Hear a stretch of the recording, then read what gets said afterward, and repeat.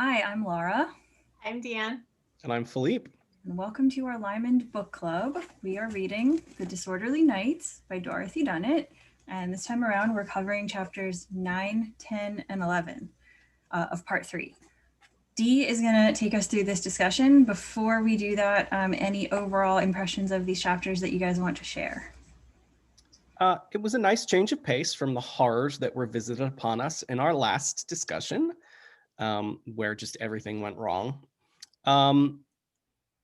Not too much development in these chapters, but what I do think they set up is the end game of the book, because we're getting close.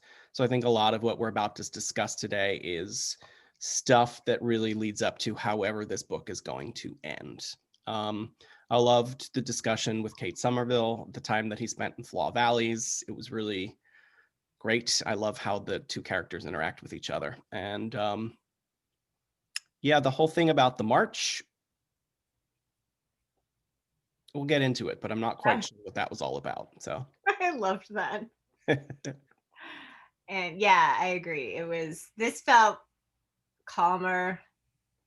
Like with one small exception, there was no like heart-wrenching tragedy, which was nice. And yeah, I felt like we got to see several characters a little bit more, which I liked. We got to see a little push and pull between some characters, which I liked.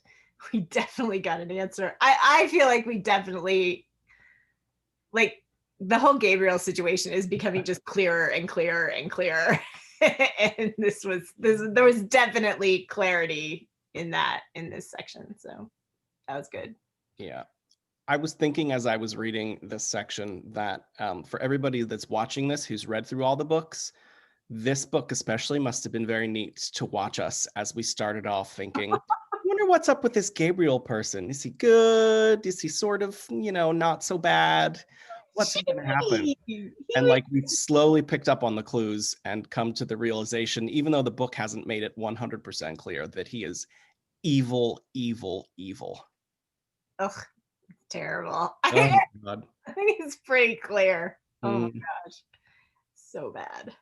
But anyway, yeah. What were your thoughts? Yeah, so my overall thoughts is similar to what you guys said. There's a lot of setup in these, so I don't particularly give much thought to like the stuff that happens in here, and I really don't care about the George Paris, Cormac O'Connor stuff. I literally, like, if you don't ask me any questions because I can't figure out what's happening, I don't care.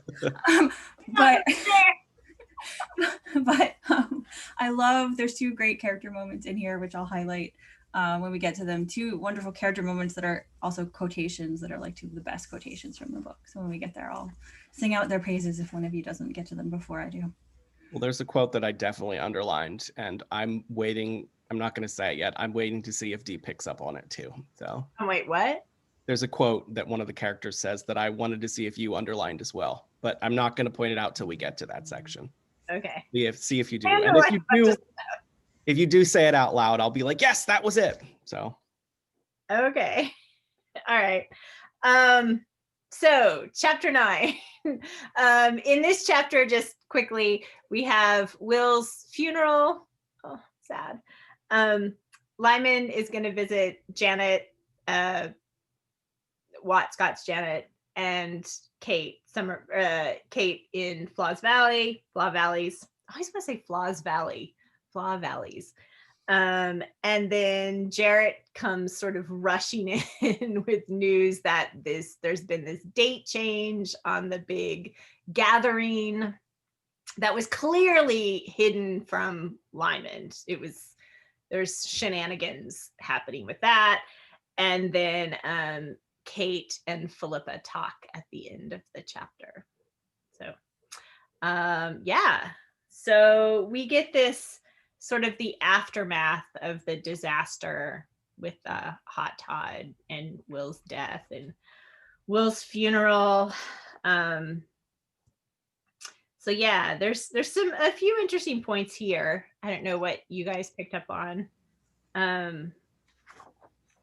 Yeah, we have. Oh, go ahead. No, go ahead. What were you gonna say?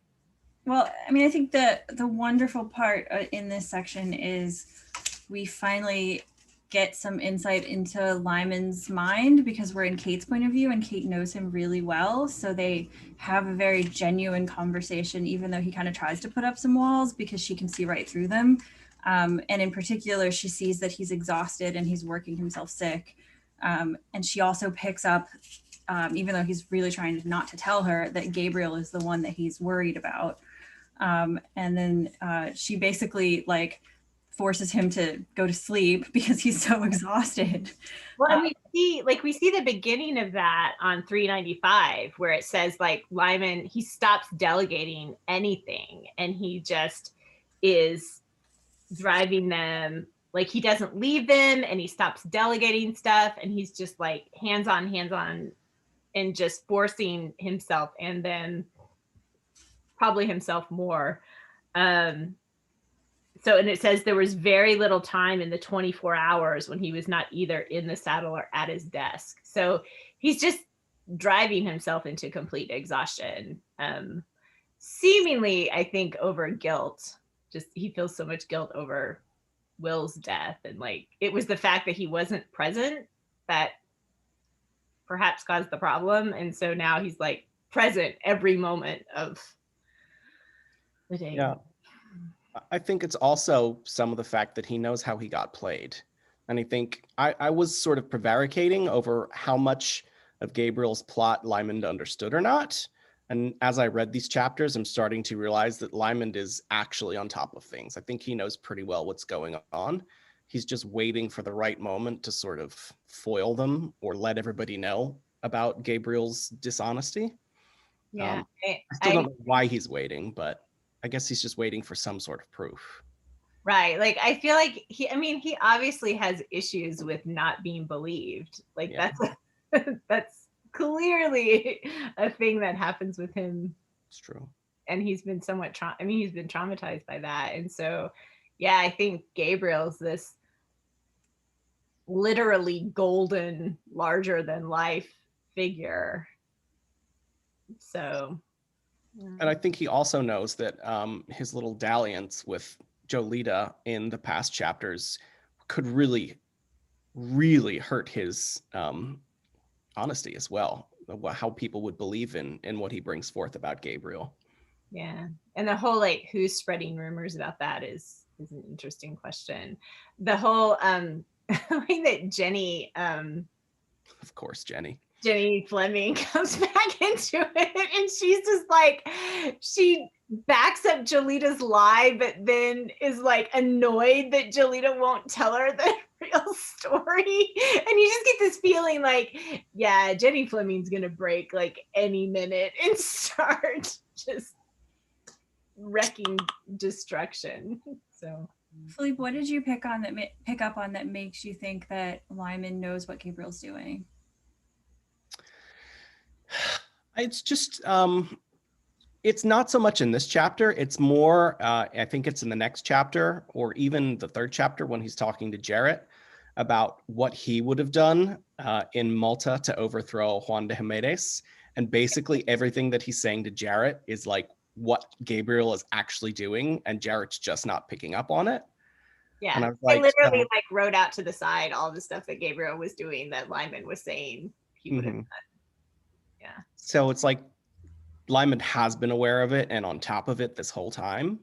And like he's just trying to bring around other people slowly to the truth of what's really happening. So yeah. And there's also the whole like he was super aware at the day of the march, that big meeting, like where Gabriel was at any moment. And the one point where he sort of lost his attention and was laughing over the fact that Scott got something over on him. And that's the point where Gabriel like started to talk to Richard, and there was this line about it being like I can't remember how she phrased it, but something about it being really bad. And that whole conversation with Richard and Gabriel, it was just really clear that Lymond knew what was going on. And yeah, Gabriel's perfidy was obvious. Even in this chapter, Lymond goes to Flaw Valleys only when Gabriel has gone away for a few days. Mm-hmm. So he's not letting his guard down. I also think a part of it, one of the reasons he's not sort of exposing Gabriel yet is he's he's really worried about retaliation, especially after just losing Will. Like, he's afraid if he puts this out in the world too early and people don't believe him, that more people he loves will pay the price for it. I mean, he's already well aware that Gabriel is trying to kill Philippa, which I was totally right about. Philippa is in danger because of what she told Gabriel about what she knows, even though she didn't tell him the whole thing. Like, I didn't quite put two and two together until this chapter, like the fire that happened in the music room. Because it happened off screen, I didn't really pay attention to it, but I feel that that was totally some sort of assassination attempt on Philippa. Kind of reminds me of de Albany trying to kill Mary Queen of Scots, but in a much more realistic manner. Like, he's not a complete idiot about it. Gabriel isn't. So yeah, and that whole like, I don't think Will Scott was killed accidentally in the middle of all that either, for sure. And so it's interesting that, you know, it just makes me think about, like, well, how does Gabriel benefit if Will Scott is dead? And, you know, is the secret that Philippa knows that Jolita was already pregnant, or, you know, like, what, you know, who knows? I don't know. And to add on that, I really think if Philippa had still been at that castle when it was burning, I mean, obviously she would have been in danger, but not just from the fire. I think I agree. Gabriel would have gone after her somehow had she still been there. So, like, I'm even less angry at Lymond for having to clout her to get her out of there. So, I mean, Kate doesn't seem to be that angry about it. No. So I feel like if her mother's not that angry about it, then So let's talk about Kate and her raspberries, because I love Kate so much in this. yes. Also, although we did skip over, like, we're skipping over the part before that. We haven't got to Kate yet. I love this scene with Margaret and Richard, where, again, it's just clear that I like Margaret as a minor character. I know you think she's boring, but I really like her. And here she is again, just being insightful and sort of pulling Richard aside and saying, hey, look, this is going on. And yeah, I just appreciate her. Notably, that section ends with a reminder about Madame Donati making a suggestive and disparaging comment about Sibylla's two sons, just in case we forgot. Mm-hmm. Yeah. And then also, we can't forget that we get this little notion, or we get this little hint that Lymond is concerned about the Scots. Like, he knows something fishy because he sends Tosh to guard Wat Scott, even though like the man's completely mad at him, and, you know, their relationship is broken. Basically, he maneuvers behind Wat Scott's back to protect him and all that, which is my favorite part of that scene is Janet saying, if Yon One were dead, he'd spend his time in heaven, swimming up and down the pearly gates, peppering curs. And then Lymond responds with, there is a sweeping assumption in that, which we needn't go into. Right. Are you sure he's going to heaven? Yeah, that was good. So then we get so Lymond really doesn't want Wat at this thing, or at least he tries to get Janet to somehow keep him away, but it's not gonna work. I mean, obviously it's not gonna work, so we'll see. Okay, now we get to Kate. So we had this lovely little moment with her in the music room where she's thinking about the instruments that she used to play with Gideon.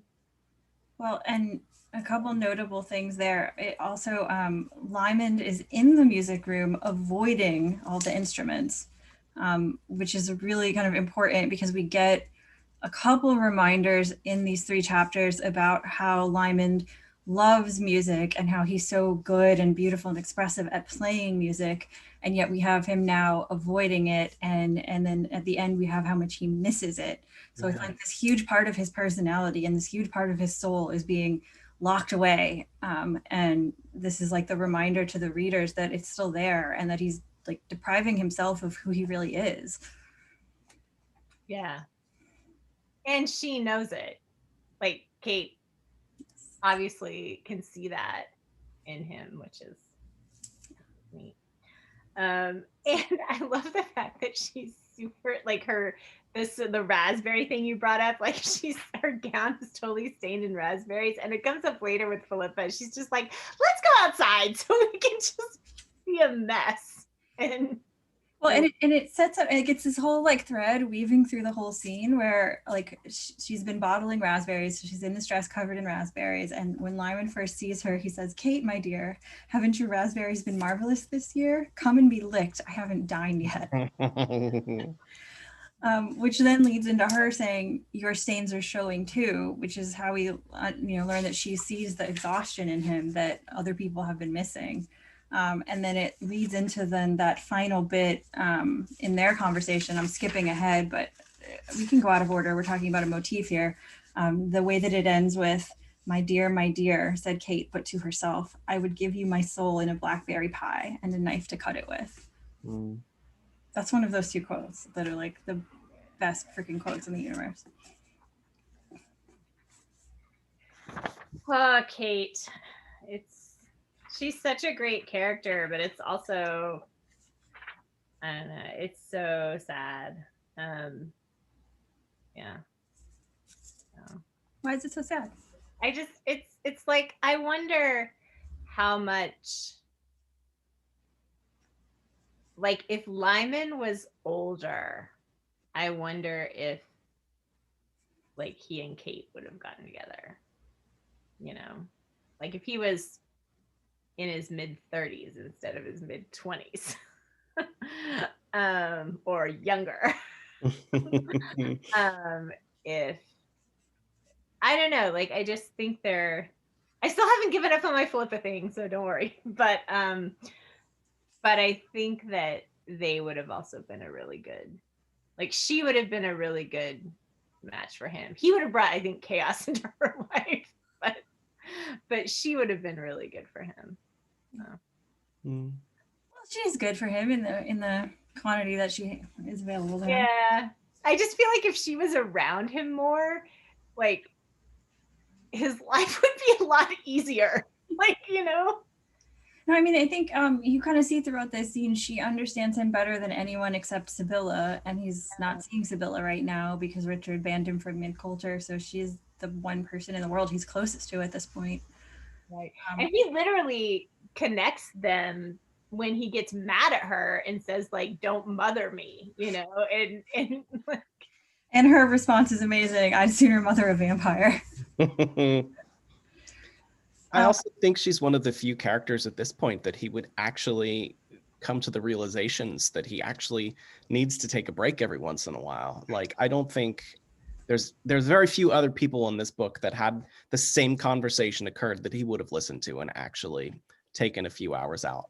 Yeah, and we see after this several times in the subsequent chapters where he takes a break and rests for a couple hours. Mm-hmm. So we know that Kate got through even though he was resistant. And her phrase, I love that the way that she convinces him is saying like health is a weapon of war, and that's what she tells him. And so it's not like you need to sleep because you need to take care of yourself, which would be all true, but she approaches it in a way that makes sense to him and his goals, which is if you don't sleep, you cannot be like you can't be as effective as you are. And that message gets through to him. Which she knows him really well, and she knows how to connect with him, what he's going to care about. And she's also the first person I think that's picked up on his true feelings towards Gabriel. Like Jarrett knows that like he hates Gabriel, but I don't think he quite realizes why. Mm-hmm. Whereas I think Kate, I don't know, she knows that he's really worried about what Gabriel's been doing to St. Mary's and how he's trying to sort of manipulate people and steal the army away and all these other things. Yeah. I also just love how he tells you this whole story about the forces of the men are looking at them and casting them into the forces of light and of darkness. And then the whole discussion is in metaphor, and it's like implicit that he's the forces of darkness. So then it's not that hard for her to figure out that Gabriel is the forces of light. Yeah. And also I love the bit where she's commenting on the note that he sent her after hitting Philippa, and she's like, I understood that, you know, you're sorry for what you did. The rest was a bit ambiguous. Just like, tell me what you're trying to tell me. You know? The rest was a little ambiguous. Yeah. It's really telling at the end where she figures out that it's Gabriel, and he jumps up, and she's staring at him, and it says she's thinking numbly about hot milk and blankets and saying nothing at all. And he misinterprets that, and he thinks that she's afraid of him. Right. He says, "You look as if you expected me to strike you." And then he says, like, "Did you? Oh God, what does it matter then?" And then that is like, he's so upset that she could think he would hit her. And of course she did not think he was going to hit her. But that's where he agrees to take a rest. And that's also where she has the thought about giving him her soul. Yeah. I'm wondering, tell me what you guys think. He tells her that Philippa is in danger, that somebody is sort of out for her, but makes it seem that it's George Paris, and like George Paris is sending some sort of agent. Do you think she believes that? Do you think he's trying to protect her from the truth that it's Gabriel, to, you know, because he's still not quite ready to go there? Or do you think she sees through it and thinks it's Gabriel as well? I don't know. I mean, that story she tells about Gabriel and George Paris's money was super. I mean, like, Gabriel totally stole his money. Like, I love that it's like he accidentally found himself with this super heavy cloak full of gold. Like, yeah, that's not an accident. Yeah, Gabriel's been stealing lots of money from lots of people throughout this whole book. Oh my gosh, so much stealing. He even steals money from the Queen Dowager, and I think the last chapter. Well, he bribes her. He bribes her. He takes money from the quarter, right? Mm-hmm. Yeah, he steals money from the knights and gives it to the Dowager as a big honking huge bribe. So, yeah, crazy. But yeah, it's like, and so Kate is telling that story, and I have a really hard time believing that, like, she doesn't pick up on the fact that he ended up with a whole bunch of gold. Mm. Yeah.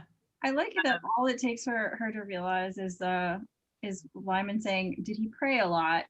And something in his tone makes her go, "Gabriel's the bad guy." Yeah. I guess I'm reading it again. I guess he did give the money back, but I wonder if he gave all of it back. Like, I don't know, my brain just zones out every time we talk about George Paris. Yeah. Whatever. Yeah. It's Gabriel. Yeah. Who knows? Like, is she totally shocked? Also, like, that someone's actually trying to kill Philippa. Yeah, so when she's like, "Francis, is it Gabriel?" And then she says, "So much for her plans." Was she like, what were her plans? Her plans of getting him to go to sleep because he stands up so fast. Oh. Okay, I was trying to think of like a larger plan that this interrupted, and I was like, no, the whole scene, her plan, she's just trying to get him to take a nap. Okay. That makes sense. That makes more sense. I was like, what plans does Kate have machinations with? She's like, I'm gonna get him to sit down, I'm gonna get him to eat food, and then I'm gonna get him to take a nap. Right. Okay. That totally makes sense. Also, I thought this was really interesting that there seemed to be a hint that his exhaustion is not only because of him driving himself, but it's also because I think Gabriel has arranged it so that he's driven into exhaustion, because there's that whole line about how Kate guessed rightly at overwork. He said nothing to her of the useless, persistent, maddening trivia that disrupted his rest, so that an hour uninterrupted was nirvana. And so I think like people are just waking him up like constantly at St. Mary's. And I feel like it's not an accident. I think it's ambiguous. I think you might be right, but I think it could also be like he thought the hot trod was going to be perfectly fine and that nothing bad was going to happen to Will, and then Will died. So it could also be him thinking like, I don't know what little thing Gabriel's going to seize upon to hurt someone I care about. So I have to be involved in every single detail. Yeah, I just interpreted that as like people coming to him with maddening trivia, like asking useless questions or something. But yeah, that makes sense. It could also be just him. He might have told them to because going over stuff. Yeah. Uh, right. Yeah. So I also love Philippa popping her head in thinking, I just came to make sure he hadn't hit you. I know. It's just haughtily from the safety of the doorway. Marched out. Yeah. Yeah. And then Kate standing up to Jarrett was so great, dude. Like she's like physically blocking him on the stairway. She's like, under no circumstances is Mr. Crawford to be disturbed. And you're just like, oh, yay, Kate. And then she is like, she has Lyman's best interest at heart, and she does when she realizes this is something that he really would want to know. Yeah, I love that about her, that she doesn't like summarily make that decision for him. And even though she did sort of force him to take a nap, but she also recognized that like it wasn't her place to make that kind of decision for him. And so she did it. And I thought that was an excellent view of her character. Well, and it's once she hears that Gabriel would take command if Lymond isn't there that she's like, oh, okay. Yeah. Wake him up. So it's a good thing that he let her find the truth, even though he didn't really mean to. Yeah. And then she kind of gives Jared a little dressing down. Yeah, I love it. She sees right through him and tells him to appreciate Lymond more. Yep. I love that a celibate island life fighting Turks is no particular guarantee of early maturity. You just basically like stop being a baby and pay attention. Yep. And Jarrett saying we were boyhood ... acquaintances. And it's like, dude, you know you were boyhood friends. Like, stop being such a jerk. Yeah. Such a jerk. I also like in this, we're in Jarrett's point of view, and we just keep getting reminded how much he doesn't get Lymond. Like we just had Kate who gets him so well, and then we have Jarrett thinking, what was the attraction here in God's name? Not the little woman in the stained gown, surely, or the plain 14-year-old.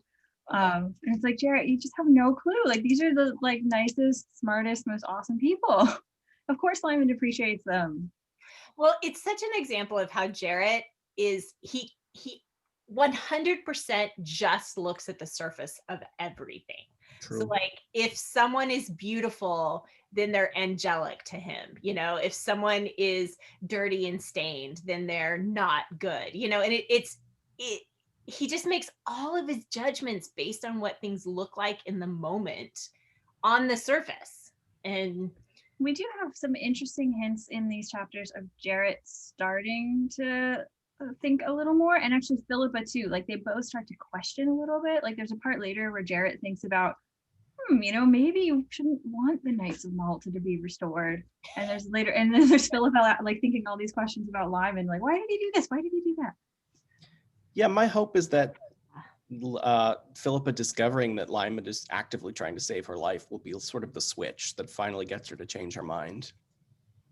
Maybe. It's a hope. I don't know. I think she's pretty stubborn. She's very stubborn. We've seen that.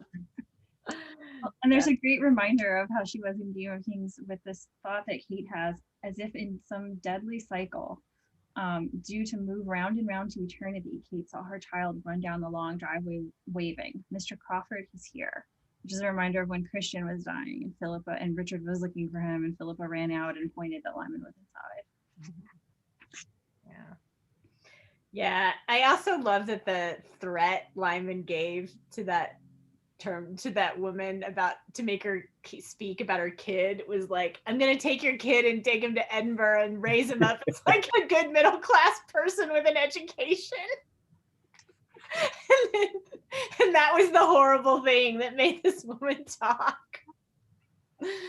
Like, yeah. Somehow these rumors keep going around about how terrible Lymond is and how he half killed a baby. I wonder where those rumors are coming from. Where, I have no idea. who could it be who's traveling around all the time? And We also have this hypocritical Jarrett thought where he's talking about he's talking to Kate about what would happen to St. Mary's if Lymond joined the order. And Jarrett says it would continue to exist and he would continue to lead it, but as a holy weapon for great purposes, not for mercenary gain, to bring peace to the brotherhood of man. And then, like, if you think about what they've been doing all summer, yeah, they've been guarding the peace. right. Where is the massive amounts of money and chaos that they've been having this whole summer? Yeah, like he just doesn't think. Like, I think that's why I am still massively annoyed with Jarrett, because I think he's been given a lot of things. Like, he's smart, he's capable, he's good looking, you know, all that stuff, and he just wastes it. He just wastes it, like, because he doesn't think critically about anything. And just because he's so powered by his raw, intense emotions that he can't get a thought in edgewise. Just I have no patience. So let's dive into this little exchange with Kate and Philippa that's right after Lymond leaves, because that's where Philippa starts questioning what's going on with Lymond. And she's like, you believed him. And Kate agrees that she's the gullible sort. And of course, we and Philippa both know that Kate's not gullible. And then she asks, like, why did he thank you after you woke him up? And then, like, she assumes that he came there to sleep. And Kate's like, no, he didn't. I had to talk him into sleeping. So it's like all of her assumptions are wrong. And she's kind of starting to figure it out. And then, of course, we get the thing about how he's actually trying to protect her life. Yeah. And yeah, I also did, I love this little picture of Kate's character too, where she says she's looking like Philippa. So first of all, they're sitting under this tree getting completely dirty. And she doesn't care. Like, she's just enjoying her daughter. They've actually moved from the kitchen to outside because they were getting so dirty. And instead of like, let's have more manners and be kind, it's like, no, let's just go outside and then we can keep getting dirty. And so she has this thing where she says she's eyeing her child in the mellow glow of late sunshine, prettily backlighting the apple leaves. Philippa looked terrible. She supposed she looked terrible too. She made up her mind to get a new dress and something that would contain her hair, and then changed it abruptly. Character was all. And so it's just like, I love that. She's like, I should get a new dress. And it's like, no. I mean, we see how she's definitely attracted to Lymond. She's probably a little bit in love with him too, because everybody is, unless they're trying to kill him. But she's not going to like change herself and try to woo him by being beautiful or anything like that. That's just not who she is. Yeah. And again, with her insight with him is like, he puts up with his enemies and plays merry hell with his friends. Kind of his motto. That's just true. It is. In fact, I feel that you guys were railing against that exact thing as we read the previous two books. Yes, that's the thing. It's like, there was a moment that's coming up. I think it's in chapter 11, where it literally says like, Lymond decides to explain, or there's some sentence about Lymond is explaining, or he decides to explain or something, and I was just like, finally.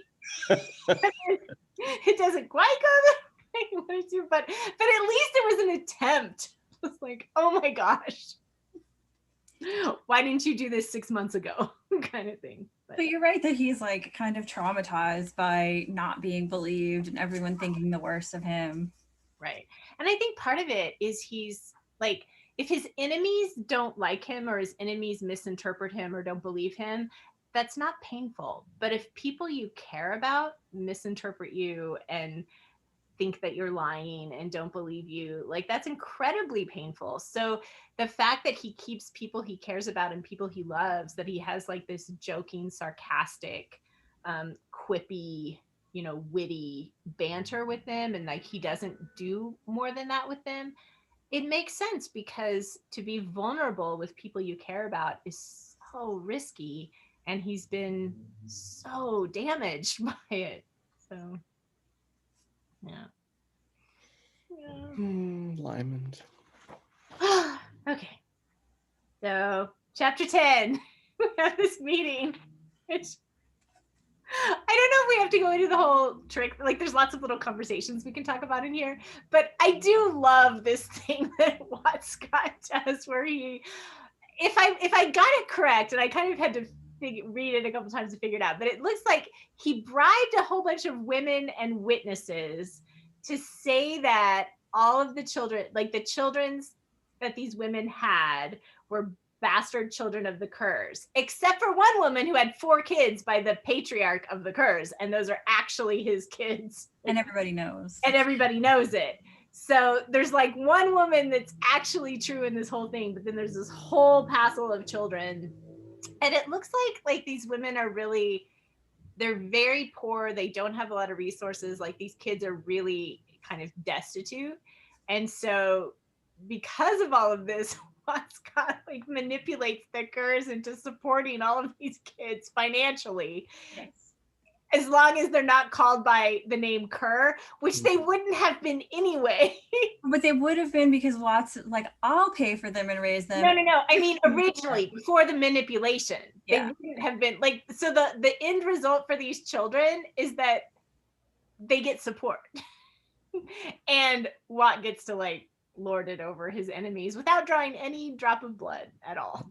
And the Kerrs lose a bunch of money because now they have to pay for all these random kids. Right. The Kerrs lose a bunch of money, the kids get a better life, and Lymond has to kind of police the whole thing, which is not something he wants to do. And Watt Scott doesn't get blamed at all because he did it. He was sneaky about it and smart. And it was so fun to see that, because most of what we see about him is like him sort of herring off into some sort of violent. I was completely expecting him to like take a swing at someone with his sword or something at this meeting. So, yeah, anyway. A non-violent revenge. Yeah. So it's very well done. It's very crafty. But it makes me fear against the retaliation that may be coming his way, because he's really, in this masterful stroke, furthered the feud between the Scots and the Kerrs even more. Maybe, but I feel like if he had done, like if he hauled off and stabbed somebody or something, like that would have been way worse. So, I don't know. I kind of feel like the tone of everybody at this thing was sort of like Lymond, where it's like, oh man, he got him good. Like, there's just like that tone around. So, yeah. I mean, the Kerrs are pissed off, but maybe there's going to be a bloody massacre at the end of this book. I hope not. No more. Nobody else is allowed to die in this book. I know that there's probably 0% chance that that's going to happen, but I'm a little bit afraid Oona's going to die. Yeah, well, we'll get to her at the end of this part, but that was not a very great chapter for Oona. Yeah. Also, by the way, I love the description of the elder Buccleuch as nimble as an elderly rectangular goblin. Like, it's just such a perfect description. She pulls out all these great metaphors with him. Remember how he carried his own fog around in his beard a few chapters ago? Yeah. I am still just so in love with Watt and Janet's sort of witty riposts back and forth to each other. How like it seems so sort of insultery and like mean-hearted, but it's not at all. It's like out of, I think, a deep affection for each other that they nag at each other the way that they do. No, they totally do. Is there any clue in this chapter that this plan is Janet's idea? Because I want it to be Janet's idea. Like, I want it to be, but I couldn't see. Like, I feel like she would have been more positive about Watt going to the meeting if this had been her plan. But I really wanted this whole thing to be Janet's idea. But I don't think there's any hints of that. You never know. You can have it be your headcanon. There was a discussion we had, I think, in the first book about how Janet basically says, like, sure, let the men do all the planning, but like, you be there and you sort of manipulate them into getting things the way you want them done. Right. So I just feel like this whole thing sparks, it just smacks more of Janet than it does of Watt. And she adored Will. Like, I feel like she would long for revenge as well. We definitely have the sense that Watt doesn't really get anything past Janet, and that Janet gets herself involved in all his business and makes sure that what happens is what she wants to happen. Yeah. So it's a reasonable headcanon. Yeah. I wish there was just a little bit, like just a little sentence somewhere that would be like, that we would know. But yeah, in my head, that's what happens. So there's an interesting bit in here where Jarrett talks to one of the heralds who was in France when Lymond was there, Chester Herald. And he's going on about Lymond, having such amazing talents, such an art, such an ear. I studied the lute myself once. I must confess it was in a different class from that. And this just completely goes in one ear and out the other because like Jared is staring at Gabriel thinking how awesome Gabriel is. And it literally says Jarrett dismounting said without listening. So there were 2 boars. He just doesn't get it, man. You've got Lymond right there and he's so awesome. And you're just like looking at Gabriel and hating Lymond. It's so ridiculous. And we also get these little signs of Jarrett just not doing his job well here, where it's like he'll be in a conversation with someone. There's a point where he was like, he should have said something to Plumber, but he hesitated and rode on because he didn't want to expose something personal to the Chester Herald. And then there's another point where like he's like got half an eye, or it's just, I guess it's Fergie. Fergie's not doing his job. And it's I don't know, you just get a sense that Jarrett's not paying attention to things as usual. What, Jarrett? Shock. And he cares about what people think. Like he cares about what things look like. He cares about what people think about him and think about the St. Mary's group more than he cares about doing an excellent job. So there's also there's a great go Alec Guthrie moment in here on page 420 where Gabriel is doing his typical, I love Lymond so much, but if he would just apply his intelligence to delegating his work a little and sparing his own health, blah, blah, blah. And then like, I'm getting old. I'm delivering lectures on the obstinacy of the young, which is casting himself as older and wiser and casting doubts on Lymond. Right. And then Alec just dryly comes in and says, criticizing the command, eh?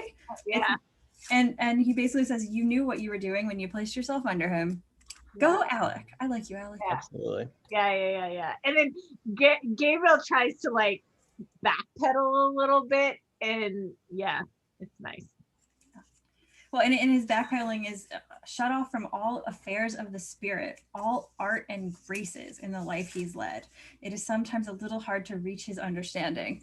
It's like, you don't know him at all. We've just had all these reminders of him being so connected with the arts, actually, and having this deeply sensitive soul. And even Guthrie here doesn't quite get it. He says a sensitive mercenary would be a contradiction in terms, don't you think? And yet we know Lymond is actually super sensitive. Also, and then I love that Guthrie's just like, now, shouldn't you all be at your posts? Like, he's kind of like, shouldn't you be doing a job? Get what Guthrie is. He is a lecturer and a humanist. Just going back to the beginning. Right. I know Fergie is the lawyer and Blacklock is the artist. Randy Bell is the doctor. Yeah. Just trying to keep track of all of these new names. And we do get a slight hint on 421 that Jarrett hasn't completely been oblivious to everything, because he says like, he does notice like, why was Adam Blacklock anxious to intervene that in this quarrel, like, and Lady Buccleuch, and Jarrett made up his mind to like have a talk with Adam later. So like he did notice a little bit of the undercurrents, but just a bit. Well, and he's still like, he's still like attracted to / slightly infatuated by Lymond. Like he goes up and down. Like later on in these chapters, he's thinking about Lymond as a machine, but like he's a fascinating machine. Oh, yeah, that whole section. We also have him saying that Lymond hasn't got a heart. Page 423. It's so mean. I mean, we see that like at people's response to like when Will died and Lymond was devastated, and there was just this assumption that he didn't care or that it wasn't that important to him, and you know, or even when, you know, the old lady died, or like there's just this assumption that Lymond doesn't care about anything, or that he just blows it all off, and obviously not true. But it sort of makes sense that people think that, given the way that Gabriel talks about him, honestly. Well, and the way that Lymond talks, like the way that he, like Lymond, I think he deliberately encourages that assumption, because he is glib about so many things that are serious, you know, and when he's grieving, he's sarcastic. And so, like, yeah, he's sarcastic and he takes it out on everyone around him. Yeah, yeah. Also, by the way, Gabriel has this quote. He has this little exchange with Adam Blacklock that is so mean. Like it's just mean. Where he says, what page? Adam, 422 at the bottom, where Adam is talking about how he's seen these atrocities that from the Kerrs and the Scotts, where they were like playing with severed heads and stuff. And Gabriel's unclouded blue eyes turned on him. What were you doing there? Sketching them? And it's just like this derisive, cruel comment. And then it's like, he just dismisses what he was doing. And it's also very like, I am so holy and I can cast moral judgments and you should feel shame. He keeps putting himself in that position of moral authority, and everyone else is below him. Yeah. And then he's like, there's nothing romantic about killing for money. And you're just like, who have you killed for money, Mr. Gabriel?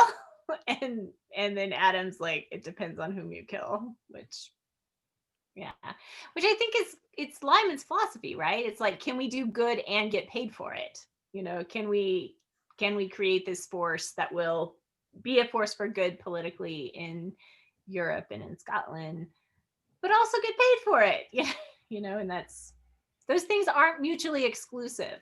It's like Gabriel's trying to set up this world where money is the antithesis of good, and it's like, that's not true. Like, you can get paid and still do good. So yeah. Well, and also he chose to join this mercenary force. Right. No one made him do it. So right, and they were completely transparent about what it was. Yeah. And we also have right after that Gabriel bemoaning, I think he hates me. Oh, it's so sad. The drama. Yeah. And he's pushing Adam, where he's like, you know, what was he why else is Adam concealing what he knows?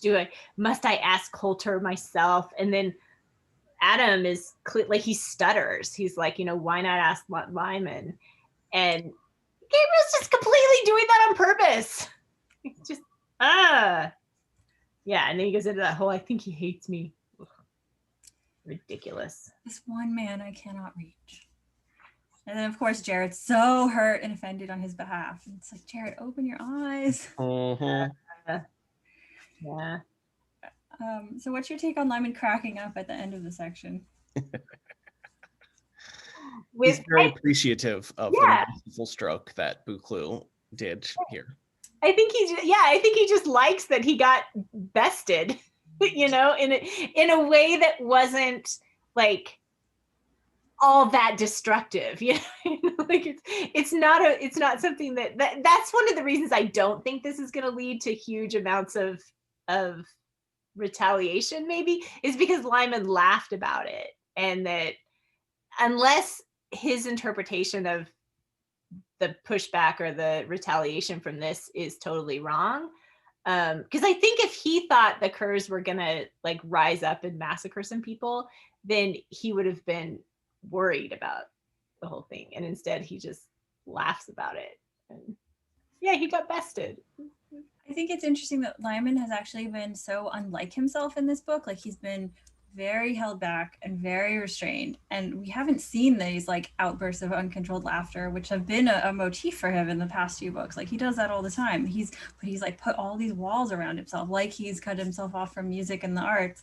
But he has this moment where he just can't stop himself and it bursts out. And like this is the first time we're seeing like the true Lymond in a long time. And then of course we have Jarrett thinking, oh, he's doing it as a manipulative tactic to make himself endearing to us. Jarrett. No, dude, that's like the actual self coming through for once. It's also, the laughter has to be a little bit of relief that things didn't like take a violent turn here. You know, it's like, oh, I thought really that my force from St. Mary's might have to sort of regulate in whatever's happening, and we've made it through the day with no incidents. So yay for us, especially since how badly things went for them at the Hot Trot. Like it says at the beginning of this section that like their reputation around Europe and even Scotland sort of took a huge faltering for that. Yeah.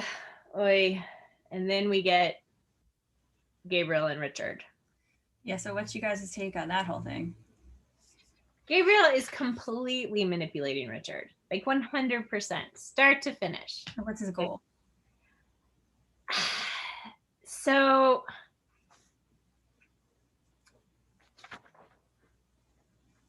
is he trying? It's hard to say. Like, is he just? Part of me is just like he's just being a dick. But I mean, obviously he has a goal. Like, yes, of course. Like, does he want Lymond to be forced to marry Jolita? Like, is that what we think his goal is, or is he trying to like humiliate Lymond into being run out of the country because he forced himself on this pure innocent girl? Like, is that what Lymond's being called to the queen? Like, is the queen gonna be, is he gonna be hauled in front of the Dowager Queen and be like, you raped Jolita and but whatever? Like, I don't know. He's definitely trying to get Richard to say it because he's poking exactly at it. He's like, you're having an argument with your brother. You should make up because, I'm just thinking about my sister and how she's more dear to me than anything in the world. And he's just like poking at it because he knows that the reason they're not talking is because of Jolita and Lymond. And it's just like, he's just like digging in exactly where he needs you to try to get Richard to like burst out with like, my brother raped your sister. Yeah. So then, but then it's like, okay, so then where is the benefit of that is my question. Like, that's definitely what he's trying to do in the conversation for sure. But like, what plan of Gabriel's does that like public statement by Richard advance? Is it permanently destroying Lymond's sense of honor, like his honorable reputation? Is it that he would be forced to marry Jolita? Is it that he would be run out of Scotland and Gabriel could take over the army? Like, some combination of all of that? I don't know. Well, I'm not going to answer because I already know. Yeah. What do you think, Philippe? I think it has to do with the reputation. I think it would really sort of cement, if it comes out that he's raped Jolita, even though we know that that's not what happened in that situation, because Jolita is seen by everybody as this saintly vessel of purity and chastity, just like Gabriel himself. Not everybody, though. Not everyone. I feel like there are some people who have like. But the large amount of the public eye on Jolita sees her in this light. So it would really, undermine his authority as a leader of St. Mary's, his reputation going forward.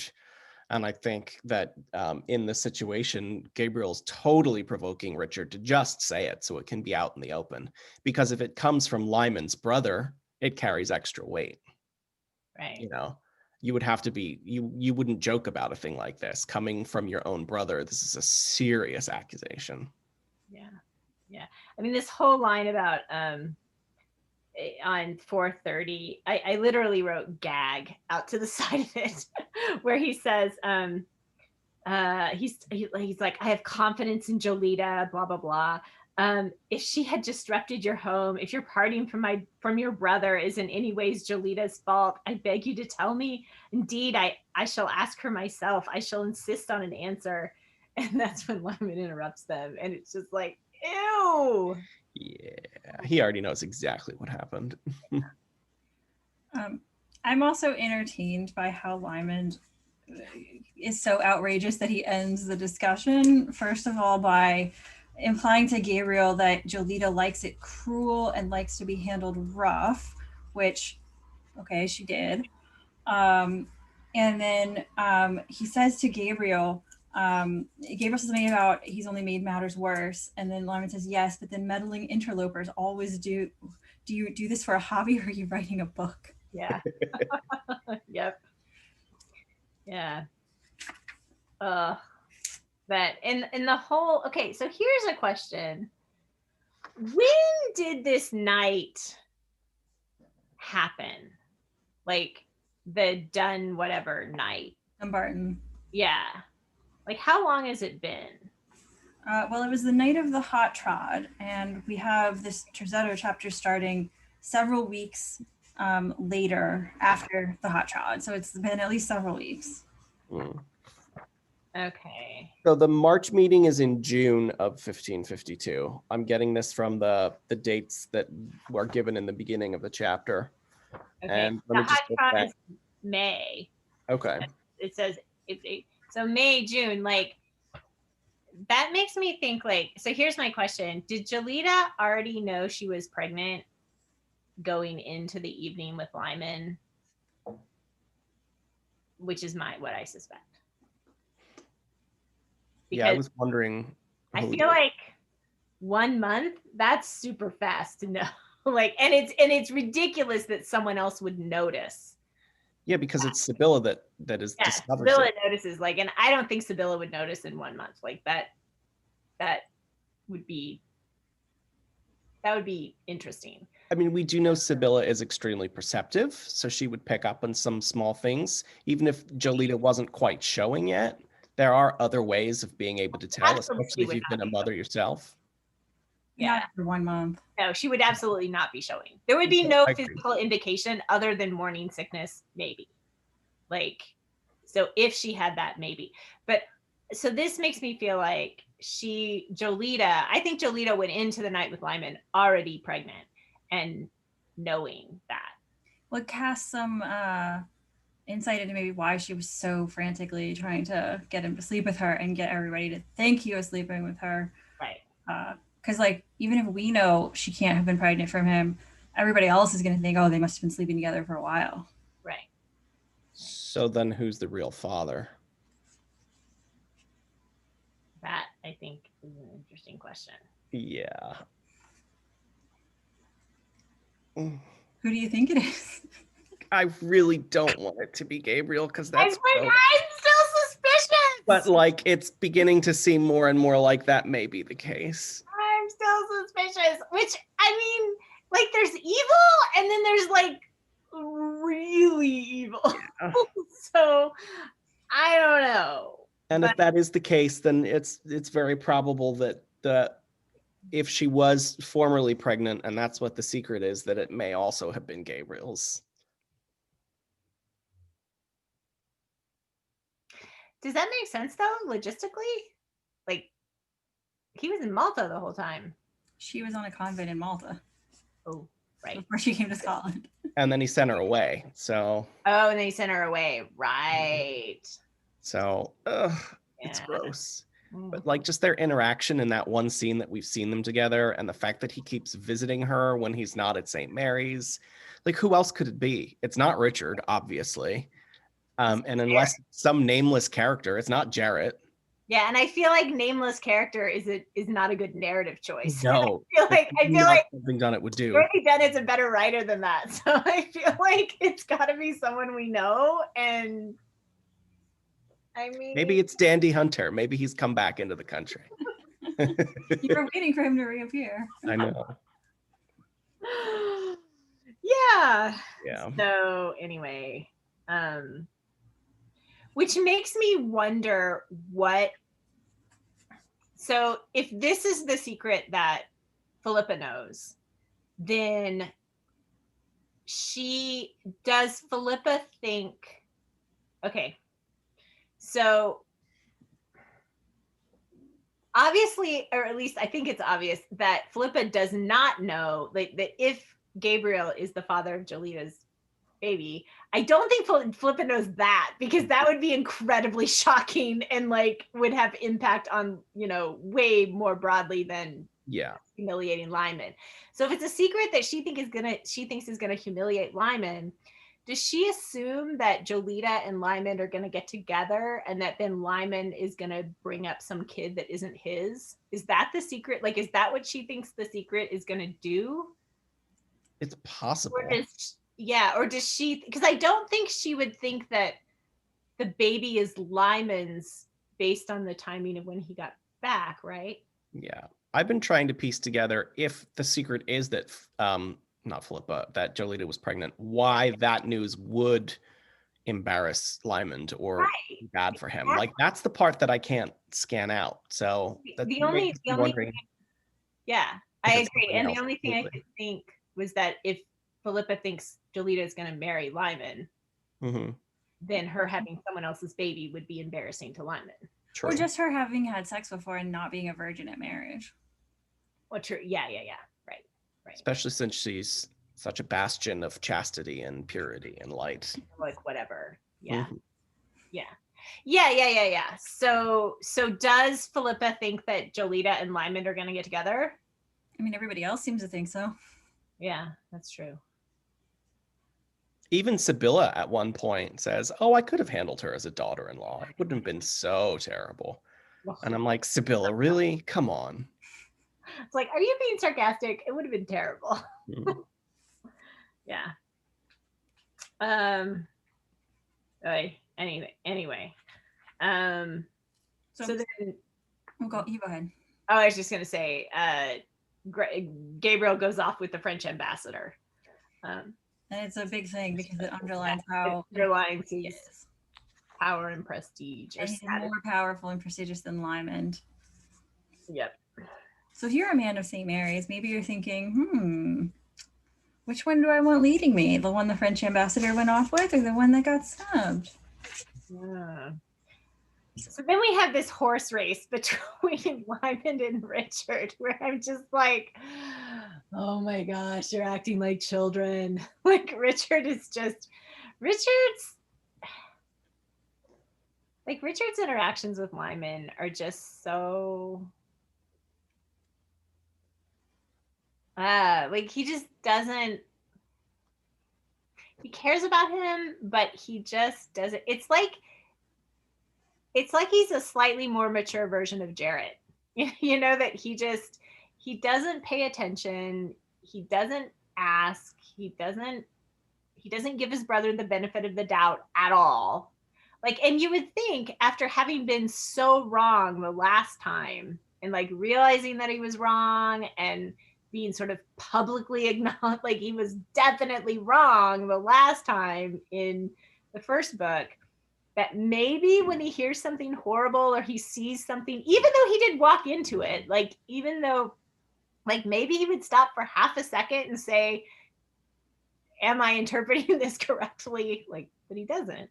I think it makes sense from a character perspective, though, and it's a very human kind of thing. Like, they're brothers, and they just go back to this dynamic that they've had since their childhood.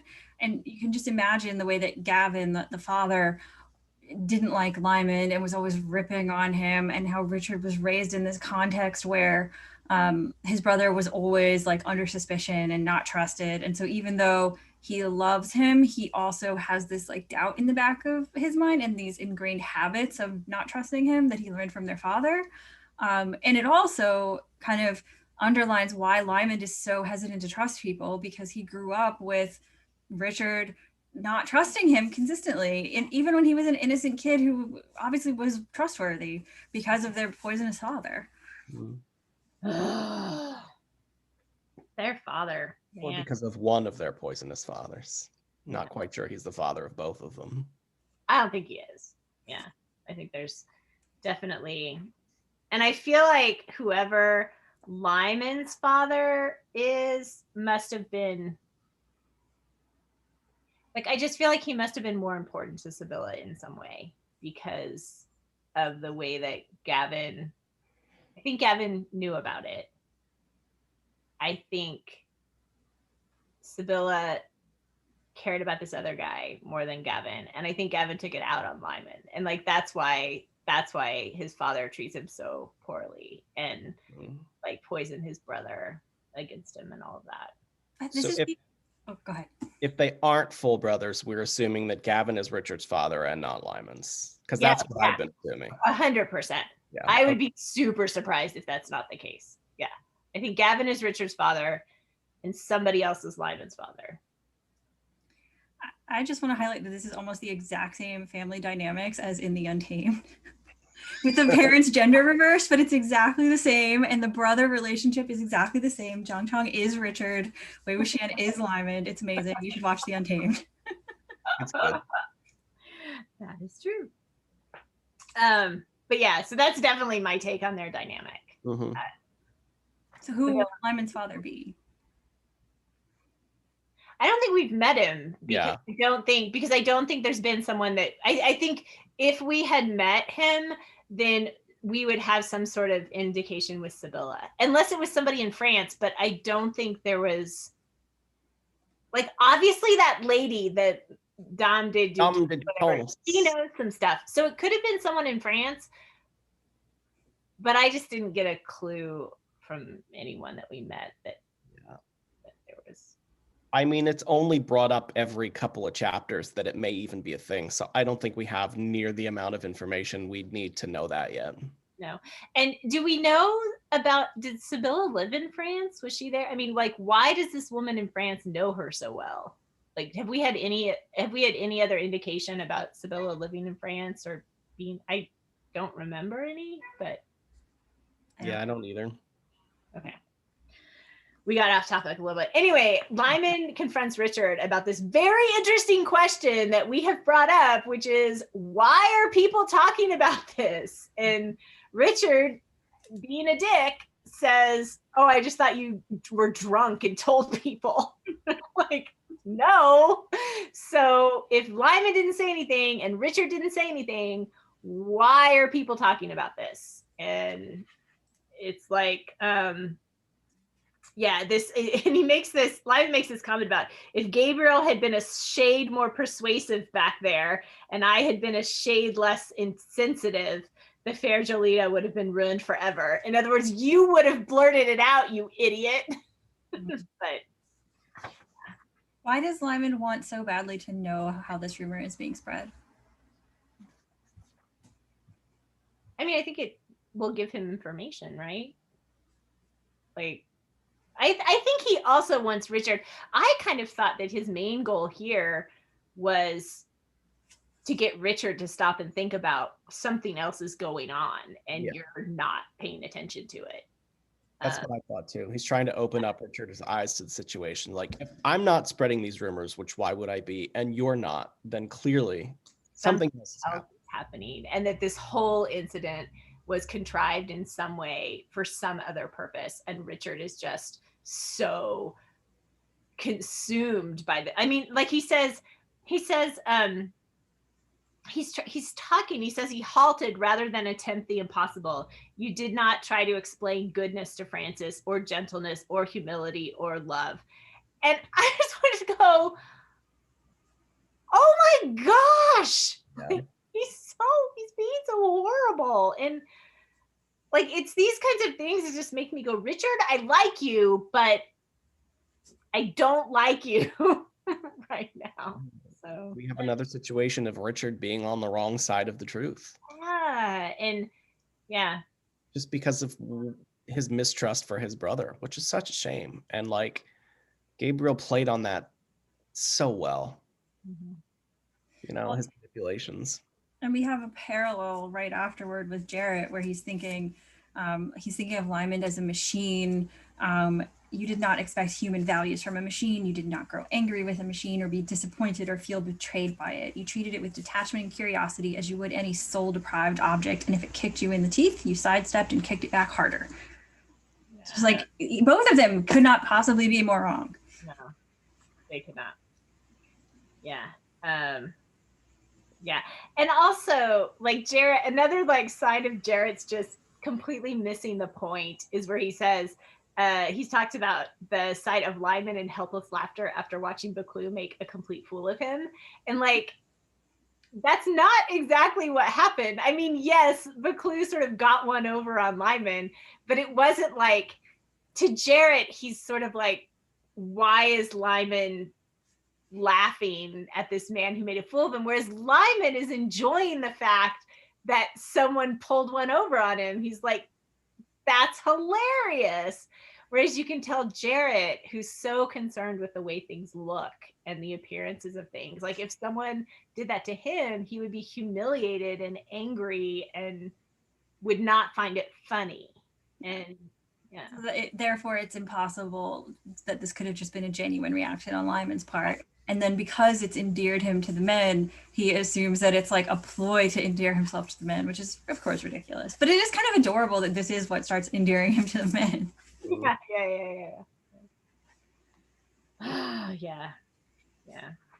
And then we get to Oona and the baby and sadness and like this. Oh. Like, you have to summarize it because it's so horrible. I can't even talk about it. It's a horrible chapter. I really don't want to talk about it.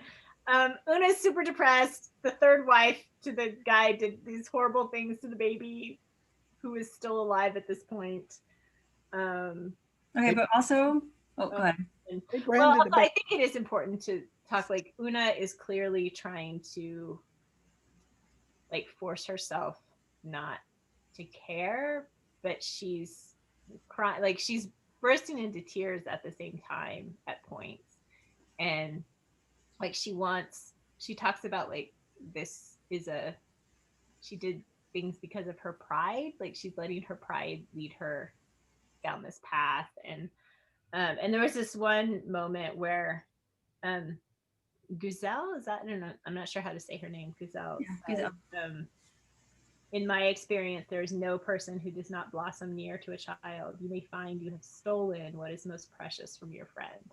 And so just instead of sort of saving Lymond by going away and taking this unwanted baby away, like this woman is saying, you've stolen something precious from, herself and the baby. He was devastated when he thought she was dead. He still thinks she's dead. Like because her opinion of herself is so low, she took away what he would have loved. He would have loved to have a baby. Yeah. So it's so sad. And I just have so much dread about this chapter. Like the end of this chapter just made me feel so much dread for her. And I think the baby is going to live because that's just an incredible narrative complication that Lymond, like for Lymond to deal with that is going to be super interesting for us as the reader. And there's no reason to have the baby exist at all if he just dies off screen in the story. So I think the baby is going to live and be part of the story going forward. I'm not as confident about Oona. Like, I am afraid she's going to die. So So there's a couple other interesting things in here. One is the revelation from Dragut that the man who came to her tent was an unbeliever and was not and could not have been Lymond. Oh yeah, we knew that already. I mean, the first real sort of solid proof. I mean, it doesn't say that it's Gabriel, but it's Gabriel. So it's the first solid proof that he is a complete villain, that he did this to her in such a moment of desperation on her behalf. We also have her in this terrible depressive spiral, trying to kill the baby and herself. Yeah. And looking at him, thinking of him as the heartbreaking replica of the man whose son he was, which just breaks your heart. Yeah. And she thinks of the baby and herself as a threat to the safety and happiness of his father.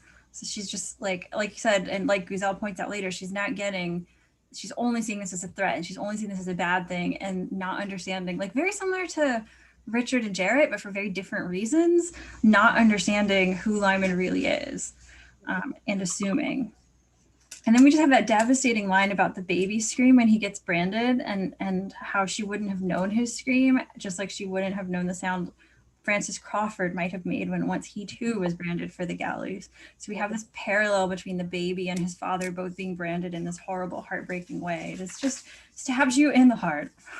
Yeah. Yeah. Bad. Okay. So anything else about that scene? It's horrible. It's horrible. Moving on. Okay. So chapter 11, we have Gabriel meets with the Dowager Queen, shady, and then Lymond and some of the men go to Thompson, and to ostensibly they're going to be learning about like ocean stuff and sailing. And then Lymond gets this message from the Dowager Queen, and so then he and Adam and one of the other guys who falls behind, but they go to the Queen at Falkland. So yeah, so Gabriel bribes the Dowager Queen. Crazy. What's his goal there? Power, getting on her good side. I don't know. I mean, if he humiliates and disgraces Lymond, does he take over the St. Mary's folk? We also have this whole thing in this chapter about Adam, and Adam taking drugs and getting turned out by Lymond, kicked out and refusing to leave. And then Lymond and Archie go see him, and he ends up staying. Yeah. What's your take on that whole thing? I think they're detoxing him. Like, I think Lymond and Archie are detoxing Adam. Is it Jarrett who assumes they're just giving him more drugs? Mm-hmm. Somebody assumes that. But no, I think they're detoxing him. I think Randy says that. And of course, Jarrett. Oh, yeah. Yeah, I think they're detoxing him and getting the information of where he's been getting his drugs from Gabriel, and getting more proof to build a case against Gabriel when the time comes for them to reveal it to everybody. And there's this line where Adam says something about how he doesn't want to let Lymond out of his sight, like he doesn't want to leave Lymond. And I think it's just because it's like Lymond is his sponsor or something. Like he knows that he's weak and that he's going to go back to this if he doesn't he's got to keep his eye on Lymond. That was my take on it. Well, we know Lymond went through his own whole like detoxing from alcohol thing in the last book. So yeah. Right after that, we have the whole exchange where Lymond describes how he would have tried to supplant Graham Mallet on Malta. You said you took notes on how... I literally went through and I was just like, okay, so he's like, it isn't difficult to make someone look incompetent. And then I was thinking, okay, well, that's happened, particularly in the hot trod, but in several places. If you really try, recall how Sir Graham looked at Christmas, for example, when he ran us out of fuel supplies. And then he's like, it wasn't his fault. You're about to say exactly. Further, his friends must be stubborn. I mean, like Richard's against him, Jarrett's against him. Like, there's all that. You yourself, for example, if you had a weakness, which God knows you have not, I should pander to it until you relied on me and no one but me, which is Gabriel. And then like Adam Blacklock, such a maybe said line. So then it just goes on. I've undermined the confidence of his chief, his professional reputation, the regard of his friends. I take 2 other steps. I cast doubt on the purity of his morals, Jolita, and I engage him and his friends in some activity detrimental to the master's welfare. I mean, again, could be the hot trod, could be could have been some nefarious plot at the day of marches that they were able to sidestep by being there. And then, yeah, it just goes on to. Well, even down to the way to cast doubt on his morals, we have to slip a nun into his bed. Mm-hmm. Like, Yeah. Yes, and then he says, I should have consolidated my position as the Grandmaster's right-hand man by getting rid of all rivals or setting them at each other's throats, so that when the dust died away, I'd be sitting at the Grandmaster's lodging at Verdu, invulnerable, which is, I think, what Gabriel is doing with the Dowager Queen. Like, he's going to sit at her side. And it's even said in that scene where it says she valued his advice or looked up to the large knight or something. There was some line of that at the beginning of this chapter. It was, it says, Mary of Guise set store by the big knight's advice. So yeah, he just laid out Gabriel's plan. Boom, boom, boom. And of course, Jared is like, I don't get it. Nope. And he keeps like throwing out examples, and Lymond's like, yeah, sure, that's what I mean. Mm-hmm. Go with it. Mm-hmm. Yeah. Okay, so then at the end of this section, Jarrett keeps pushing, and Lymond's like done and wants to move on. And Jarrett goes, you love all this. And Lymond says, I don't find this particularly enjoyable, which is just such a shock to Jarrett, because he's thinking Lymond loves, like, all these people listen to him and do what he says, like he must be in heaven. And then we get Lymond's whole speech about music, which I want, maybe Philippe, do you want to read it? Because it's just such a wonderful sequence on 447, starting with Jarrett, for God's sake, are you doing this for a wager? Jarrett, for God's sake, are you doing this for a wager? Said Lymond, his patience gone at last. What does anyone want out of life? What kind of freak do you suppose I am? I miss books and good verse and decent talk. I miss women to speak to, not to rape, and children and men creating things instead of destroying them.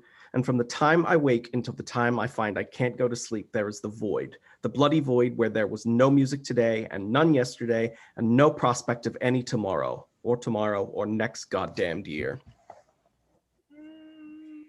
And Jared's just like, music? Yeah.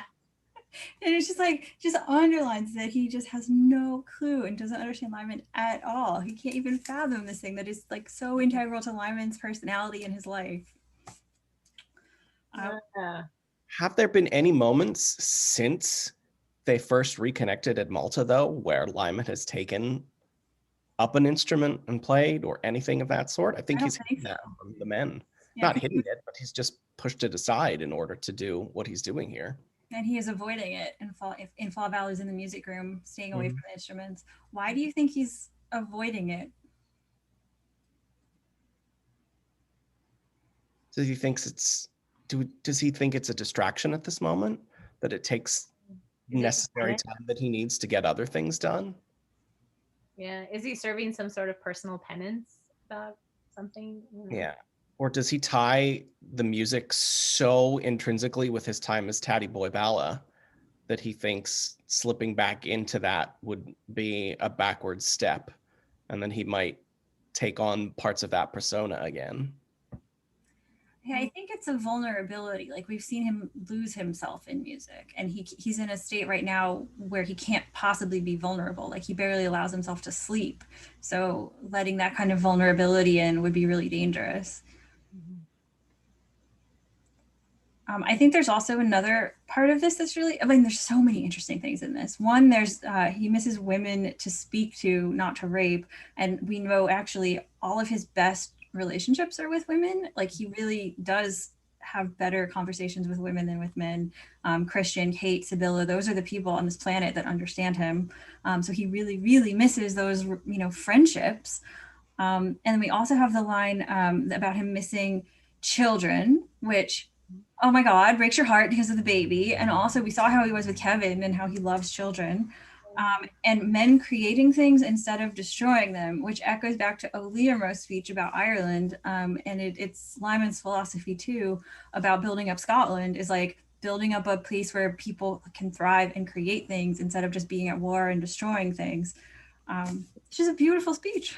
Yeah, and it also gives a little insight into why he would like take extra time with Adam, even after dismissing him from the group. because he's an artist and creative, and that. Mm. Yeah. Like, it's actually kind of weird to have an artist as part of your mercenary army, but Lymond's awesome like that. Yeah. So then we get Nicholas back for like a hot second. I knew you'd be excited. I was, but then he's not there anymore. Like, he's barely in the story. I kind of hope he comes. I hope the fact that he showed up here means we get to see him again later, maybe. I don't know. But yeah, I love that he greets him like, I am a Frenchman, so therefore by nature discreet, particularly when agitating the feet. Although I really wish he'd said agitating the toes. And there it is. That's the line that I was hoping that you would notice when we were talking in the beginning. Yeah. It was like, agitate the toes. So anyway, that was fun. Super adorable. Yep. So yeah, this whole business with George Paris being a double agent and Cormac O'Connor, I don't care. I agree with you. I was like, can we get past this part and get back to the story, please? I know it's like a secondary plot, but like, is it leading anywhere? It has to be leading somewhere. It's like politics. Wah, wah, wah, wah. I don't care. It's there for a reason, but it's definitely not the most interesting part of the book. Yeah. I mean, like, the way my brain works, I care about the characters, I care about the themes, I care about subtext, but like, I really don't care about like detailed, nuanced plot-y things. And this one is very removed from all the characters we do care about. Like, I don't have any emotional investment in George Paris. I don't like Cormac O'Connor, but I don't really care either way. Right. Like, you know. Yeah, I mean, I get, you know, there has to be some sort of reason why they're not just immediately denouncing George Paris to all and sundry. You know, it's like, okay, well, so Thompson would get in trouble and, you know, whatever. But I feel like that's the key point of information. Like, that's all we need to know. Like, they're just, Thompson would get in trouble if Paris gets in trouble. So that's all. Yeah. But there, right before that, actually, there's a bit with Jarrett that's interesting where he's thinking about how Nicolay might be judging him for leaving Malta. Yep. And how his allegiance is no longer to Malta because it's no longer the center of his religion.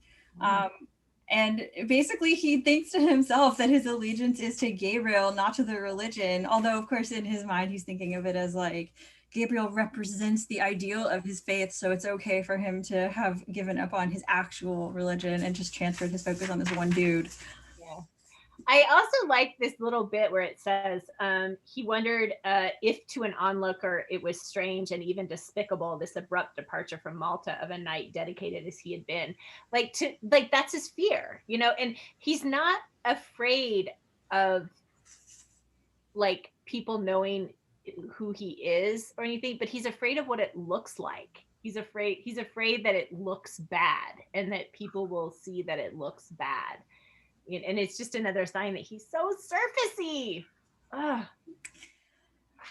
So he does actually have a little tiny sparkling hint of insight, which is where he's like, if you saw too clearly, ... a spark of insight. If you saw too clearly, you might not wish to restore Malta at all. Yes, Jarrett, they're really corrupt and bad.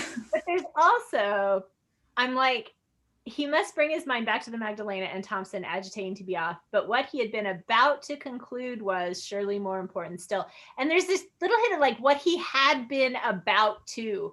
And so it's like, he kind of feels himself thinking that, and then he backs away from it. And it's like, he'd been about to conclude that, but no, he's just going to not do it. So, like, I think he gets like at least halfway there. He does finish the thought, like we're in his point of view, but he's just like not letting himself fully like realize it. It's the thing that drives me crazy. Like, that's actually the thing that drives me crazy. It's not that he fails to notice this or fails to think it. It's that he actually does think it, but then pulls himself back from it. And so it's that, oh no, I can't think about this, that drives me so nuts. Because he lies to himself and he represses thoughts that like don't align with the direction he's going. Right, exactly. And But is it something that he would have thought about previously? Or is it some small form of character growth that he's at least having these thoughts now, even though he's repressing them? but I think it's worse. Like, I think he's going in the worst direction, because instead of just blindly thinking this stuff, now he's actually starting to question, but he's like, nope, not going to do it. And so instead of actually allowing himself to think about these things, he's refusing to, which is worse than not thinking about them at all. You got to start somewhere. We'll see. Very interested to see how his reaction is and what his decision will be if Lymond brings accurate proof against Gabriel to his when all this comes to light. Yeah, which I think is definitely coming. Here's my question. Is Jarrett going to have some serious self-reflection and acknowledge that he was wrong? Mm-hmm. If he does, I will have I will change my tune about him. If he has some moments where he's like, I was fooled by Gabriel, he is not the person, like, I shouldn't have thought those things, I was unjust towards Lymond, like, if he has that sort of inner wrestling with the truth, then I will have a better attitude towards him. Which is my hope. Yeah. Because I really think Lymond is trying to cultivate in him like a second in command. Like, I see him taking that sort of Will Scott position from the first book, or, you know, he's really trying to temper the mistakes of his past and how he's treated people to, you know, raise Jarrett up to something better than he currently is. Maybe. I think that was kind of his intention at the beginning, but I think Lymond's just getting annoyed with Jarrett now. like, I'm not sure. I mean, maybe he does keep taking him with him places, so maybe it's just and he leaves him in command in this chapter when he leaves to go to Falkland with the sudden news. It's like, well, it's on you now. I leave. Can you imagine what disasters Jarrett would get into if he was in charge? Oh my gosh. Well, I think a week and they would be manipulated into some crazy ass thing. In this case, I think part of why he's leaving him in charge is because Gabriel is nowhere around. Right. Like, and not have done this if Gabriel was still there. So Nicholas is there, Thompson is there. Like, there's some mitigating forces to Jarrett's idiocy.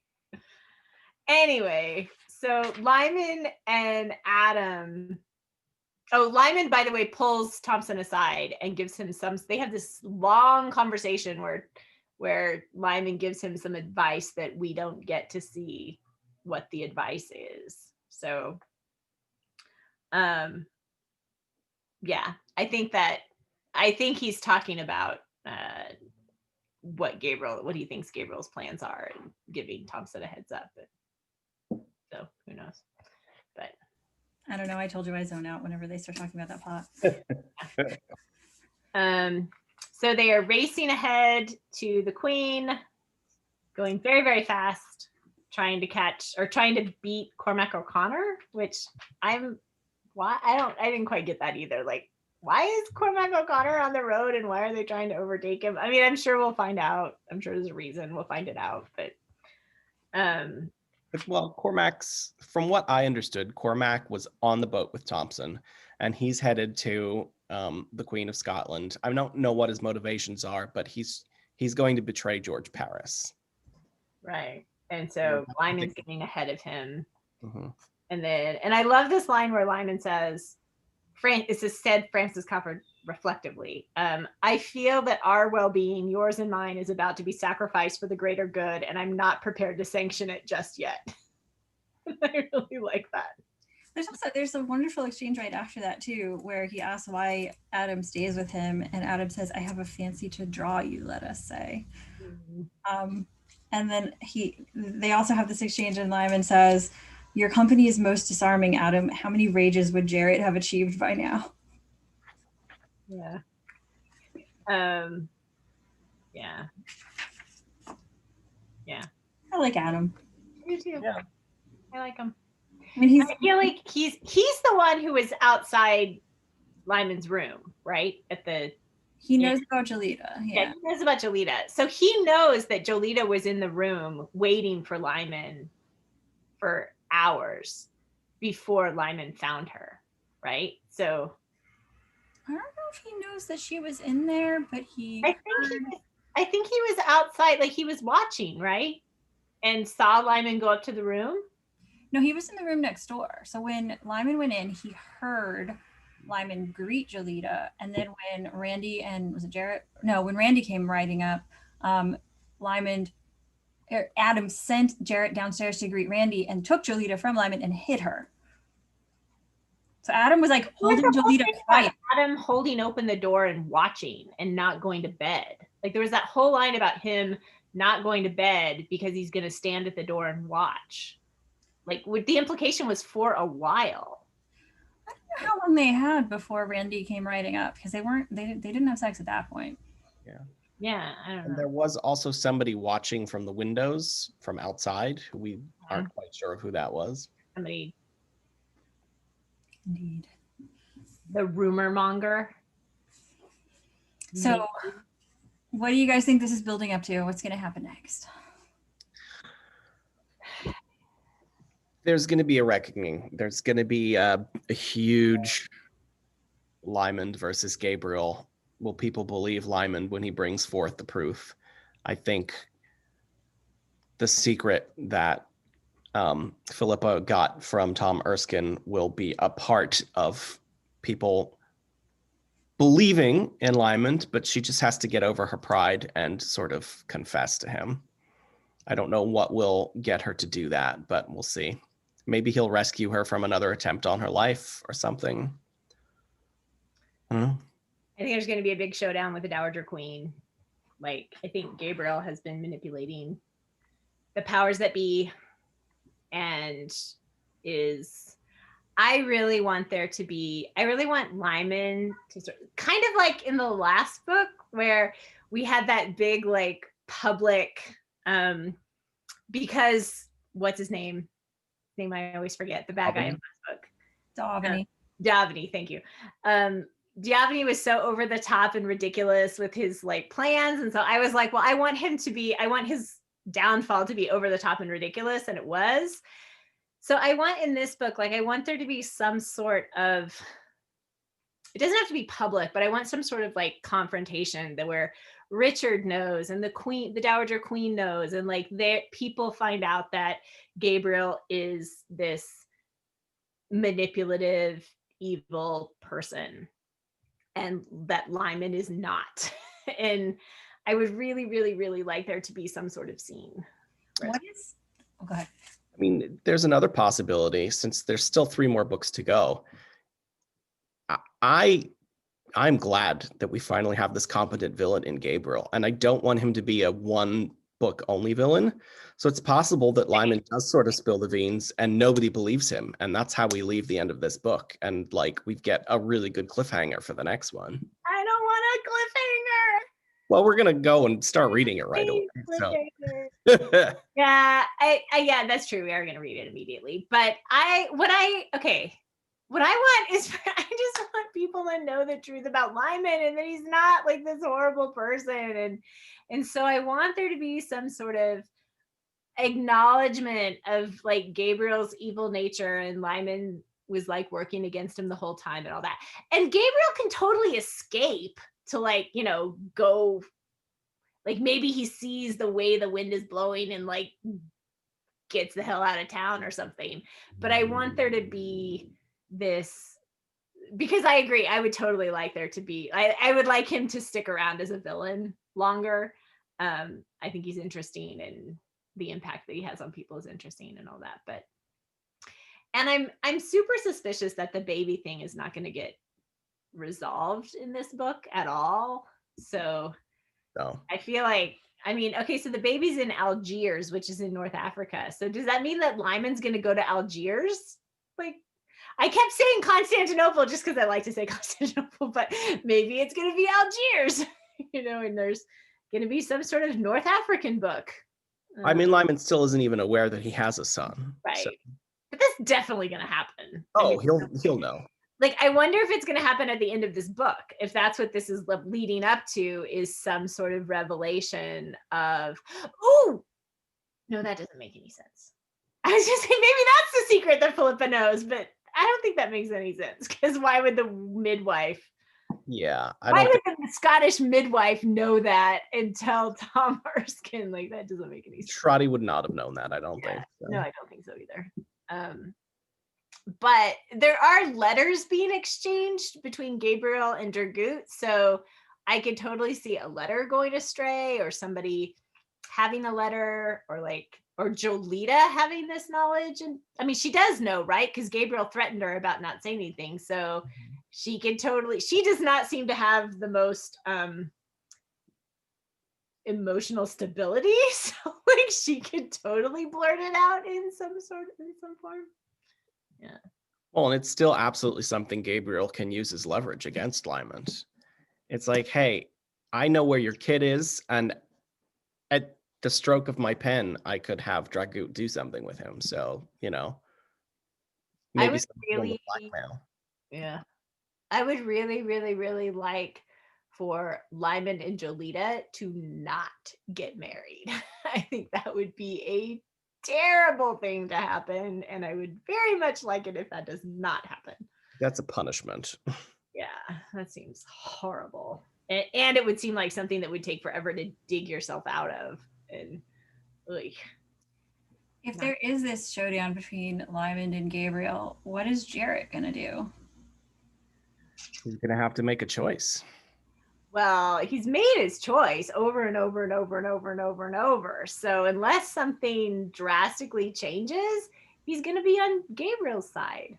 Like, unless he's given some sort of definitive proof that he cannot deny. Right. Unless there is something, because this is what makes me so irritated with him, because I don't think he's a bad guy. Like, I actually think he's a good guy. Mm-hmm. He's just an idiot and completely unreflected. Like, he has no self-reflection. He has no sense of, he's got no critical thinking skills whatsoever. But I don't think he's a bad guy. So I think if he is given some sort of concrete, irrefutable proof, that he would reject Gabriel, and be devastated and betrayed and, feel all of that. So, well, even in that discussion that Lymond and Jarrett were having about where he was sort of laying out what he would do to Juan de Jimenez, yourself, for example, if you had a weakness, which God knows you have not, I should pander to it until you were lied on me and no one but me. So the weakness that Gabriel is pandering on, I think, is Jarrett's faith. And not that his faith, it's his need for a charismatic figure to be obsessively obsessed with. Yeah, I think Jarrett obsessed with Gabriel because he thinks Gabriel is such a good man. I don't think it has anything to do with his faith. No. I think it is completely. God is completely a side issue, and I think God is the excuse that he gives himself so that he can be so devoted to Gabriel. Like, this sort of passionate, like, devotion would not be something sort of normal, but he can sort of do it because it's godly and it's holy, and Gabriel's this passionate, holy figure that he can be so devoted to. Yeah, I think he just wants to be obsessed and submissive to someone, and Gabriel's very happy to take that role. Well, and because if you remember, what sent him to the Knights in the first place was that he was obsessed with this woman that he was going to marry, and then she died. So he's got this pattern of becoming obsessed with people. And then we see it happening a little bit in the way he thinks about Lymond, where he gets obsessed with him, but then he's like, no, but Gabriel. Yeah. But no, it's a very unhealthy thought pattern. And I agree with Dee. It has nothing to do with actual faith. Yeah. I wonder, and I really hope this doesn't happen, but if he gets completely disillusioned with Gabriel and that is broken, then that doesn't change his personality. Like that doesn't change his desire to be obsessed. So then the question becomes, what and or who is he going to become obsessed with next? And if it's Lymond, I feel like this is not a good thing. So I hope it's not. Like, I hope he grows up. I hope Kate's thing about, living on an island in Malta does not lead to early maturity. As I hope like his experience and maybe having this illusion broken might be some sort of maturing experience for him. You can hope. Hope. All right, any final thoughts? Please let Sibylla know that Lymond is a good person. I know she knows, but he's just so worried about what she thinks about him. Like, I need them to have more scenes. So. Yeah, seriously. Yeah, I guess no more dying. No more dying. More scenes. It's not going to happen, but I've had enough for this book. Yeah. Well, on that note, I know. Thank you everyone for watching. Bye. Bye.